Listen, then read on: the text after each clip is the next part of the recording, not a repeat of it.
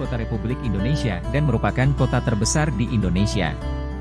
Sejarah kota ini sangat panjang dan beragam, namun di bawah ini adalah ringkasan sejarah singkat Jakarta.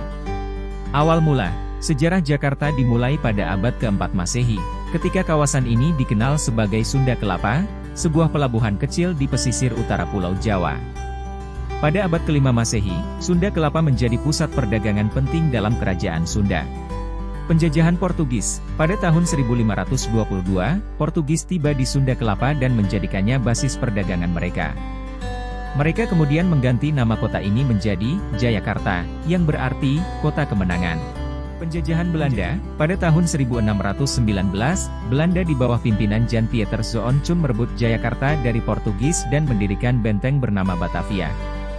Ini menjadi pusat administrasi kolonial Belanda di Hindia Belanda. Zaman kolonial, kota Batavia tumbuh dan berkembang di bawah penjajahan Belanda. Ini menjadi salah satu pelabuhan perdagangan paling penting di Asia Tenggara. Perang Kemerdekaan Indonesia, setelah Perang Dunia Kedua, kemerdekaan Indonesia diproklamasikan pada tahun 1945.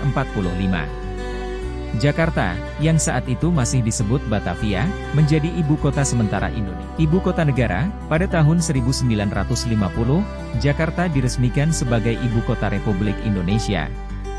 Nama kota ini pun diganti menjadi Jakarta, menghormati nasionalisme dan sejarah perjuangan Indonesia.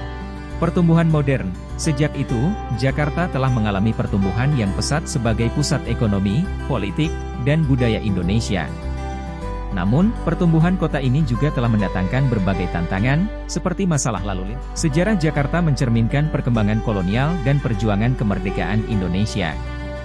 Hari ini, Jakarta adalah kota metropolitan yang sangat padat penduduknya dan merupakan pusat kegiatan politik, ekonomi, dan budaya Indonesia.